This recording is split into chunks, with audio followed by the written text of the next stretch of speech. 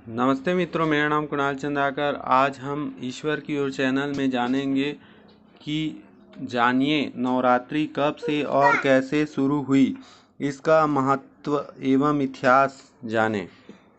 नवरात्रि महिषासुरमर्दिनी माँ दुर्गा का त्यौहार है, जिसकी स्तुति कुछ इस प्रकार की गई है। सर्वमंगल मांगल्ये शिवे सर्वार्थ साधिके शरण्ये त्र्यंबके गौरी नारायणी नमोस्तुते। अर्थ: सर्वमंगल वस्तुओं के मंगल रूप, कल्याणदायिनी, सर्व पुरुषार्थ साध्य कराने वाली, शरणागतों का रक्षण करने वाली, हे त्रिनयने गौरी नारायणी, आपको मेरा नमस्कार है। मंगल रूप त्रिनयन नारायणी अर्थात माँ जगदम्बा। जहाँ पर गति नहीं है वहाँ सृष्टि का प्रक्रिया है और थम जाती है। ऐसे होते हुए भी अष्ट दिशाओं के अंतर्गत जगत की उत्पत्ति, लालन पालन एवं संवर्धन के लिए एक प्रकार की शक्ति कार्यरत रहती है। इसी शक्ति को आदि शक्ति कहते हैं। उत्पत्ति, स्थिति, लय यह शक्ति का गुण धर्म ही है। शक्ति का उद्गम स्पंदनों के रूप में होता है। उत्पत्ति, स्थिति, लय का चक्र निरंतर चलता रहता है। श्री दुर्गा सप्तशती के अनुसार श्री दुर्गा देवी के 3 प्रमुख रूप हैं। माँ सरस्वती, जो गति तत्व का प्रतीक है। महालक्ष्मी, जो दिक् अर्थात दिशा तत्व का प्रतीक है। तीसरा है महाकाली, जो काल तत्व का प्रतीक है। जगत का पालन करने वाले जगोद्धारणीय माँ शक्ति की उपासना हिंदू धर्म में वर्ष में 2 बार नवरात्रि के रूप में विशेष रूप से की जाती है। वासंतिक नवरात्रि यह उत्सव चैत्र शुक्ल प्रतिपदा के चैत्र शुक्ल नवमी में तक मनाया जाता है। शारदीय नवरात्रि यह उत्सव अश्विनी शुक्ल प्रतिपदा में अश्विनी शुक्ल नवमी तक मनाया जाता है। नवरात्र किसे कहते हैं? नव अर्थात प्रत्यक्षता ईश्वरीय कार्य करने वाले ब्रह्मांड में विद्यमान अनादि शक्ति स्वरूप तत्व है। स्थूल जगत की दृष्टि से रात्रि का अर्थ है प्रत्यक्ष तेज तत्वमात्रक प्रकाश का अभाव, तथा ब्रह्मांड की दृष्टि से रात्रि का अर्थ है संपूर्ण ब्रह्मांड में ईश्वरीय तेज का प्रक्षेपण करने वाले मूल पुरुषोत्तम तत्व का अकार्यत होने की कला विधि। जिस काल विधि में ब्रह्मांड में शिवत्व की मात्रा एवं उसका कार्य घटता है, एवं शिव तत्व के कार्यकारी स्वरूप की अर्थात शक्ति की मात्रा एवं उसका कार्य अधिक होता है, उस काल विधि को नवरात्रि कहते हैं।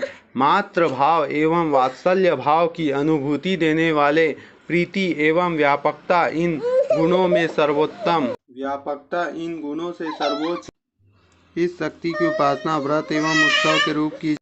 अब जानेंगे तीसरा, नवरात्रि का इतिहास। राम जी के हाथ रावण का वध हुआ। इस उद्देश्य से नारद ने राम के इस व्रत का अनुष्ठान करने का अनुरोध किया था। इस व्रत को पूर्ण करने के पश्चात श्री राम जी ने लंका पर आक्रमण कर अंत में रावण का वध किया। देवी ने महिषासुर नामक असुर के साथ 9 दिन तक अर्थात प्रतिपदा से नवमी तक युद्ध कर नवमी की रात्रि में उसका वध किया। उस समय देवी का महिषासुरमर्दिनी के नाम से जाना जाता है। चौथा, नवरात्रि की अध्यात्म शास्त्रीय महत्व। जग में जब जब तामसी, आसुरी एवं क्रूर लोग प्रबल होते हैं, सात्विक, उदारात्मक एवं धर्मनिष्ठ सज्जनों को छलते हैं, तब देवी धर्म स्थापना हेतु पुनः पुनः अवतार धारण करती है। उसके निमित्त से यह व्रत है। नवरात्रि में देवी तत्व अन्य दिनों की तुलना में 1000 गुना अधिक कार्यरत होता है। देवी तत्व की अत्यधिक लाभ करने के लिए नवरात्र की कला विधि में श्री दुर्गा देव्ये नमः नाम जप अधिकाधिक करना चाहिए। नवरात्रि के 9 दिन में प्रत्येक दिन बढ़ते क्रम में आदिशक्ति का नया रूप सप्त पाताल से पृथ्वी कर आने वाली कष्टदायक तरंगों का समूल उच्चाटन अर्थात समूल नाश करता है। नवरात्रि के 9 दिनों में ब्रह्मांड में अनिष्ट शक्तियां द्वारा प्रक्षेपित कष्टदायक तरंग एवं आदिशक्ति का मारक चैतन्यमय तरंगों से युद्ध होता है। इस समय ब्रह्मांड का वातावरण तप्त होता है। श्री दुर्गा देवी के शास्त्रों के तेज की ज्वालास्मण चमक अति वेग से सूक्ष्म अनिष्ट शक्तियों पर आक्रमण करती है। पूरे वर्ष अर्थात इस नवरात्रि के 9वें दिन से अगले वर्ष की नवरात्रि के प्रथम दिन तक देवी का निर्गुण तारक तत्व कार्यरत रहता है। अनेक परिवारों में नवरात्रि का व्रत कुलाचार के रूप में किया जाता है। अश्विनी मास की शुक्ल प्रतिपदा में इस व्रत का आरंभ होता है।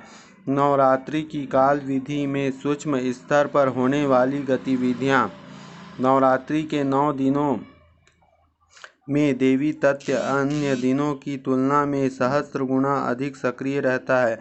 इस काल विधि में देवी तत्व अति सूक्ष्म तरंगे धीरे धीरे क्रियाशील होते हैं, पूरे ब्रह्मांड में संचारित होते हैं। उस समय ब्रह्मांड की शक्तियां स्तर पर विद्यमान अनिष्ट शक्तियां नष्ट होती है, ब्रह्मांड की शुद्धि होने लगती है। देवी तत्व की शक्ति का स्तर प्रथम 3 दिनों में सगुण निर्गुण होता है। उसके उपरांत उसके निर्गुण तत्व की मात्रा बढ़ती है और नवरात्रि के अंतिम दिनों तक निर्गुण तत्व की मात्रा सर्वाधिक होती है। निर्गुण स्तर की शक्ति के साथ सूक्ष्म स्तर में युद्ध करने के लिए छठे और सातवें पाताल की बलवान आसुरी शक्ति को अर्थात मांत्रिकों को इस युद्ध में प्रत्यक्ष सहभागी होना पड़ता है। उस समय ये शक्तियाँ उनके पूर्व सामर्थ्य के साथ युद्ध करती है। छठवां, श्री दुर्गा देवी का वचन। नवरात्रि की काल विधि में महाबलशाली दैत्यों का वध कर देवी दुर्गा महाशक्ति बनी।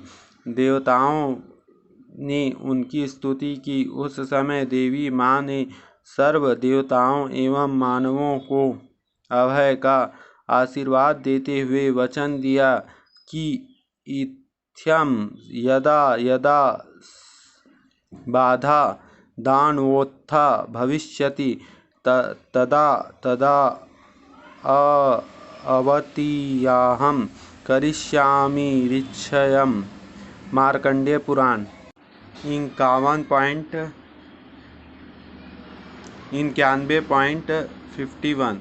इसका अर्थ है जब जब दानवों द्वारा जगत की बाधा पहुँचाएगा तब तब मैं अवतार धारण कर शत्रुओं का नाश करूँगा।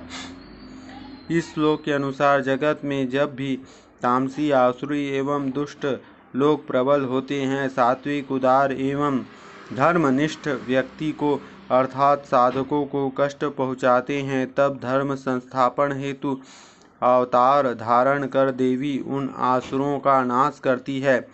8वां, नवरात्रि के 9 दिनों में शक्ति की उपासना करनी चाहिए। आसुषे रमते इति असुरः अर्थात जो सदैव भौतिक आनंद भोग विलासिता में लीन है वह असुर कहलाता है। आज प्रत्येक मनुष्य के हृदय में इस असुर का वास्तव्य है, जिससे मनुष्य का मूल आंतरिक दैवी वृत्तियों का वर्चस्व जमा लिया है। इस असुर की माया को पहचान कर उसके आसुरी बंधन से मुक्त होने के लिए शक्ति की उपासना आवश्यक है। इसलिए नवरात्रि के 9 दिनों की शक्ति की उपासना करनी चाहिए। हमारे ऋषि मुनियों ने विविध श्लोक मंत्र इत्यादि माध्यमों से देवी माँ की स्तुति कर उसकी कृपा प्राप्त की है। श्री दुर्ग सप्तशती के एक श्लोक में कहा गया है, शरणागतः दीनार्तः परित्राय परायणः सर्वस्तिहारे देवी नारायणी नमोस्तुते। श्री दुर्गा सप्तशती अध्याय 11.12। अर्थात शरण आए दीन एवं आर्त लोगों का रक्षण करने में सदैव तत्पर और सभी की पीड़ा दूर करने वाले है देवी नारायणी, आपको मेरा नमस्कार है। देवी की शरण में जाने से हम उनकी कृपा के पात्र बनते हैं। इससे हमारी और भविष्य में समाज की आसुरी वृत्ति में परिवर्तन होकर सभी सात्विक बन सकते हैं। यही कारण है कि देवी तत्व के अधिकतम कार्यरत रहने की काल विधि अर्थात नवरात्रि विशेष रूप से मनाई जाती है। नवरात्रि के 9 दिनों में घट स्थापना के उपरांत पंचमी, अष्टमी एवं नवमी का विशेष महत्व है। पंचमी के दिनों में 9 रूपों में एक श्री ललिता देवी अर्थात महिषासुर सुंदरी का व्रत होता है। शुक्ल अष्टमी एवं नवमी में ये महारात्रियां हैं। इन तिथियों में चंडी होम करते हैं। नवमी पर चंडी होम के साथ बलि समर्पण करते हैं। संदर्भ सनातन धर्म के ग्रंथ त्योहार मनाने के उचित पद्धतियाँ एवं अध्यात्म शास्त्र धार्मिक उत्सव एवं व्रतों का अध्यात्म शास्त्रीय आधार एवं देवी पूजन से संबंधित कृत्यों का शास्त्र एवं अन्य ग्रंथ। तो ये था माँ दुर्गा का इतिहास, जिसको आपने जाना है इसको अपने जीवन में उतारिए एवं देवी माँ की पूजा मंत्र उपासना जप सब कीजिए, यज्ञ कीजिए, जिससे कि आपको ये 9 दिन में आपको जो शक्ति अर्जन होगा वो आपको जीवन भर काम आएगा। तो इसलिए माँ दुर्गा की पूजा जरूरी है। स्वयं राम भगवान ने भी माँ दुर्गा की उपासना की है और व्रत किए हैं। तो इसलिए हो सके तो आप सप्तमी अष्टमी नवमी भी अगर उपास रहते हैं तो पूरे 9 रात्रि का फल मिलता है व्रत करने का।